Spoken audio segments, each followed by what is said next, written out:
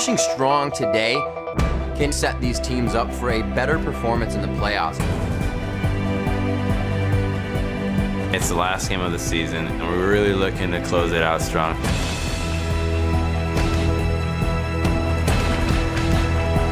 Oh, Speaker's gonna face check him. This is not good. One more attack to go.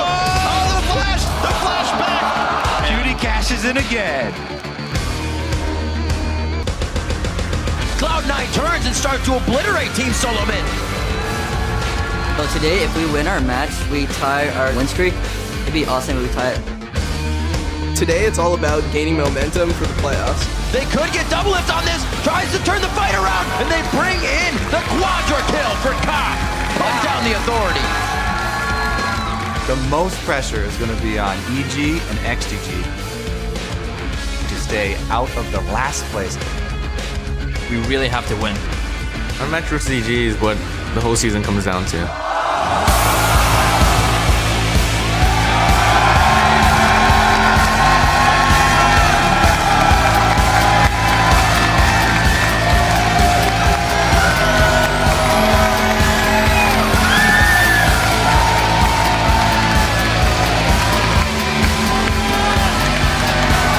Welcome to the final day of the 2014 North American League Championship Series Spring Split. We're coming to you live from our studios in Los Angeles, and the audience is just as pumped as we are for some League of Legends action. Hello, I'm Rivington Biz in the third, and watching my back today is Joshua Jat Leesman. Yeah, and I'm pretty excited for the last day of the North American regular season. You got here pretty quick, gotta say. It's been a lot of action, and we've had an amazing Super Week so far with 11 action-packed games. As the dust starts to settle, here's where we stand. Cloud9 has captured first place in the regular season standings after spending nearly the entire split in second. Yeah, and with their decisive victory over TSM, Cloud9 have locked the first seed in the spring playoffs, and that means pole position for Paris as well. It was their 12th straight win, so if they win against Coast today, they will tie their own record from the 2013 spring for the longest winning streak in NA LCS history. A nice little way to close out the split. That it is. And while the top spots are locked down, the battle for 4th and 5th between Curse and Dignitas will be decided today. Yeah, Dignitas have one game over Curse, but Curse can still tie it up. And with the head-to-head in their favor 3-1, they can actually take 4th as well. So either way, they will be facing each other in the playoff quarterfinals, but that 4th seed gets the choice of the red or the blue side in the playoffs, not to mention the added confidence. So these teams will be looking for any advantage they can get. And the same could be said for Evil Geniuses and XDG, who are still tied for 7th in the standings right now. Yeah, this is actually pretty huge. Both these teams have already been eliminated from the playoffs, and they will be going to the summer promotion tournament. But the 7th place team actually gets a say in who they face. Right. That could make all the difference in whether they return for the NA LCS summer split. And finally, Shen has been disabled from play in the LCS and Challenger Series effective today. Yeah, we have to touch on this. At the conclusion of yesterday's action, LCS League Ops officials confirmed that a bug affected Shen Stan United during one of the LCS games. If the disadvantaged team had then paused the game to report the bug, they would have been offered a remake, but they chose to play through it, and then they forfeited their right to a potential remake because of that. Right. However, because the rules stipulate there was cause for a remake, Shen will be disabled. Yes. And of course, there were some huge moments that had you guys blowing up on Twitter as well, so we're going to take a look at the top 3 of the hashtag LCS Big Plays. At Verkland says, Bjergsen with the turnaround kill on Shifter, showing everyone why he is leading the votes for All-Star. Yeah, also at Airfire21 says, Cop coming out with the godlike quadra, turning the fight, exclamation mark. And at Joe Long 05, double lift. Oh, there's 2 of you. Cool story, bro. Let's roll those LCS big plays. Shifter looking for the roam. Again, he wants the pick, and he Sean, got it the again! damage. Look at the burst comes through. Can Bjergsen get away with this? A lot of damage. Shifter, he's gonna go down, and Bjergsen lives. They're going to turn back on the fight. Cop does not know he's right there, and he gets a startle surprise. Trying to take down Dexter. The headshot was the next one to proc out, and the red buff keeps him in line to get killed. Boy's going to get up here. Now this is big. A nice Peacemaker coming over the wall. Cop very low on mana, but has that red buff. They could get double lift on this. Tries to turn the fight around. Gets the hook from Afro, but it's not enough. And they bring in the quadra kill for Cop. This just lit the fuse for an explosion. Till smush. Oh, double lift, we need vision, get in the bush, but I don't want to die. Way too early, but he is able to solo out onto Crepo. Coldbelter's coming in. Double lift said I had it, guys. Go do what you were doing. Double lift being double lift. Yeah, Face hey, check he and was brush. pretty fed in that game, so he could go back to his old habits that time. That he could. So remember to hop on Twitter and share the plays that blow your minds throughout the day. Be sure to send them to @LOL Esports and use the hashtag LCSBigPlays. Now let's take a look at how the teams stack up. Brought to you by the new season of Game of Thrones. In first place, it's Cloud9. Then in second place, it is TSM and COG in third with 17 wins and 10 losses. Then in fourth, it's Dignitas, followed one game back by Curse with 11 wins and 16 losses. Sixth place is Team Coast, and then sharing the last place spot is Evil Geniuses and XDG. But for now, let's take a look at the spring playoff bracket as it continues to take shape. Yeah, with the first round buys, it's Cloud9 in the top spot and TSM with the second seed. And then CLG has third seed and will face off against Coast, who took the 6th spot. We will see today if it's Dignitas or Curse that takes fourth, but both teams will face off or face each other in our playoff quarterfinals. And now turning to today's schedule, we kick it off with Dignitas versus Counterlogic Gaming. That's going to be followed by Evil Geniuses taking on Curse. Then XDG squares off against TSM, and after that, Cloud9 will match up against Coast. And we'll close out the split with XDG facing off against Evil Geniuses in our battle for 7th. That's the schedule, but we want to know who you think is going to come out on top. So head over to lolesports.com, click on schedule, select week 11, and lock in your votes. Also there you can learn about the All-Star event taking place in Paris, France, as well as the postseason schedule. Or if you don't like change and are not ready to let go of the spring split, you can rewatch all the games from this year. And you can also find out how to join us here in the studio for our summer playoffs and rub elbows with the pros. Just click on the tickets link for all the details. But for now, we're going to send it across the studio to Freak and Kobe at the analyst desk. Thank you very much, Riv. Hey guys, I'm David Freak Shirley. With me is Sam, Kobe, Hartman, Kensler. Joining us now is Dignitas' coach, Skara. Welcome to the desk. So first question for you, how is your sort of role swap into Coach Ben so far? It's been pretty interesting. You know, I tend to do a lot of what I used to do as a player. Like, I still wake up every day. I put in a lot of solo queue time, and then during scrim time, instead of playing the games, I'm just spectating the games. So in terms of actual hours I put in, like, I don't think any time has dropped at all. Like, I haven't had any free time open up. So what are you doing when you're watching these guys scrim? Are you giving them advice during the game? Is it after the game? Do you give them a goal before the game starts? Typically, we set aside goals that we want to do throughout the week or like during the game, and we remind. The biggest thing I've had to realize is that constant reminders are like what the team needs because they sometimes forget that like small stuff or important things they learned before. So if you just keep reminding it, you reinforce what you teach. And I feel like that has helped us a lot in being able to not like slip because we used to learn something and then like forget it the next week. Yeah. Which caused us to not really go anywhere.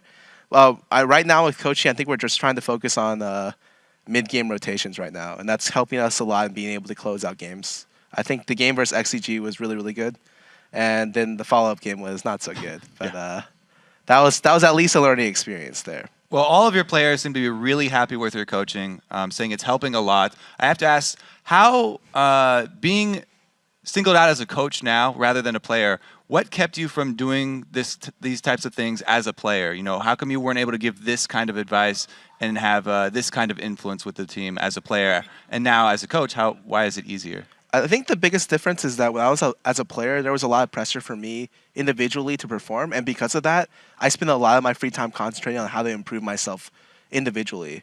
Although I was the team captain at the time, it was really hard to focus on both myself and improving the team as a whole. Because in my mind, it was like, if I improved, the team would improve as well, which to an extent was very true, but there were other problems other than like individual skill that set the team back that wasn't like really easy to fix till I was able to take a more arbitrary view or more objective view. So what are like the big things you've actually seen improve so far with the team? You say you're focused on rotations now, but in the couple of weeks you've had, what have you seen actually improve? I think a lot of it is just like the mindset is a lot better. Like when we go into games, it's even though typically I don't really care. Like I've realized that champion picks don't really matter. Like if someone really wants to play a champion, it does not matter at all what they play. They can play like mid Sejuani or something. I'd be happy about that. But generally, I just think that when I look over the games, I just try to make them focus on specific objectives, and their objective control has gotten better week by week. Although it's still taking a bit of time, it's just changing their mindset because a lot of times when you watch lower level games, you'll see the game stall out. Like when it gets after like the early game, you'll just see a point where no action happens, and it's a point that even the casters can recognize very frequently, and that's a really bad point to be in a game, especially if you're ahead. So the entire focus that I've had recently is eliminating these points where no action happens. So it's better not only for the players, but also for the spectators, because it means that we can like roll a lead easier, or we can come back easier as well. And so finding the mindset to be able to make those kind of plays and make those kind of decisions is what I've been at least focusing on with Crumbs and Kiwi really recently. That's awesome. Said even the casters can identify those. Yes, we got it. And good guy Skara guiding his team to be more spectator friendly. I'm a fan of that. So I do really want to get your take on the new level 1 situation, because a lot of teams have been having trouble because there's not a lot of vision. They're complaining about RNG, and it's a lot up to chance. What has been Dignitas' take on the new situation with level 1s and trinkets not available until 2 minutes? I think it's really hard to say, because for the first almost whole spring split, you were given a situation where you're pretty much guaranteed a level 1 where no one would invade, or if they did invade, you'd see them. You'd have full control on the level 1. I feel like they really limited level 1 strategies to some extent, but I think I even recommended to Riot that they considered they pushed back the ward timer to I don't know what time, but they decided to do it to 2 minutes now. And actually what happened is that you kind of rolled the dice, and it is a little bit more RNG based, because before you can just do point defense, and you're guaranteed both buffs, or at least if they invade, you can easily see which buff you need to go to. But now it's like you assume automatically that they invade, and so if you guess wrong, you start the game with 1 buff. And if you guess right, then you at best split even. So right now what everyone's doing is they're just invading just because they know they can split even off an invade. And I feel like that's the wrong mentality to have in level 1s, but it's necessary because it minimizes risk. Now, I don't know exactly how Riot's going to change this, but it is kind of problematic. I feel like, although the pros haven't really adapted to it very well, I don't know if it's something that they should be adapting to, because it's such a late change in this season. I really wish that this is something that they did between the seasons.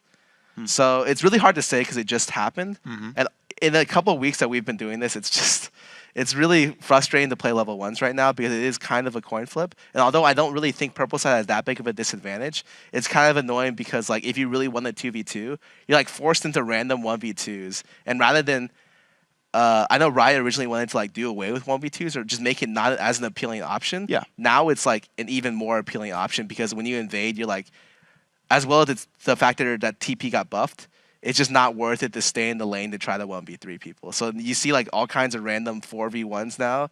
I feel like it doesn't make the game more interesting. It just accelerates the game, but it takes out one of the most interesting facets, which is like the straight up 1v1s. Okay. So it's actually, you talked for a bit on the changes recently to the game. Of course, 4.5 will be the playoffs patch that has hit live early this week. How are you preparing your team for the new changes? They just have to recognize that certain champions got buffed and nerfed. I know armor steals aren't as good anymore, so a lot of people are going to be running health, and that attack speed junglers are making their way back. So you'll see a lot of Master Yi, a lot of Shaco. Anything that can be affected by an attack speed steroid pretty much became really, really good with 4.5. So you might see a lot more carry-oriented junglers come out. And so Crumbs is happy. He's like, hell yeah, I can play carry-oriented junglers. And he's like, Kitty plays Sivir. So maybe it just means that you'll see more carries from the jungler perspective, and that the AD transitions to maybe a more CC role. But we're still kind of testing stuff out. Like, we really haven't thought about it much at all. All right, so moving forward with our day of LCS games, looking at the matches today, what do you think is the biggest possibility for an upset today? I think, aside from our game, of course, I think the C9 versus Coast game, it has a very high chance of, maybe not a high chance of upset, but I think there's potential there. And even though C9 is the #1 team right now, I feel like Coast always has the potential to be the better team. It's just they always fall flat. And so it sucks because you watch them and you're like, wow, this game is going great. I love this game. This game is awesome. And then it's like, Coast, what are you doing? And then Ace, and then Baron. And then you're like, crap. Like, that did not work out. But up until they lose the game, they're winning. So it's good. That's such a terrible line to say. But if people watch the games, they'll understand what I mean. Yeah. All right, well, Scar, thank you very much for your time. Of course, we'll see your guys on the field in about 20 minutes. Thanks, of course. And let's get actually, we have another question for you. I forgot about that. We want to get your thoughts on our Twitter question today, because we're asking our audience today, what was your favorite moment from the 2014 Spring Split and why? So, Scara. It's got to be all of our games against C9. I feel like our games against C9 are always really enjoyable. The first game, the only game that we beat C9 this split with me is the game where I played Gragas into Riven, and I got first blood on high. Like, that game was really memorable to me, and that was probably my favorite game of this split. All right. All right, well, thank you, Scara. And for you guys at home, do send us your answers to @LO Esports and use that hashtag LCS. We will be reading our favorite answers later in the broadcast. All right, guys, going to take a quick break, but the action gets underway after this with our first game of the day, Dignitas versus Counter Logic Gaming. We'll be right back.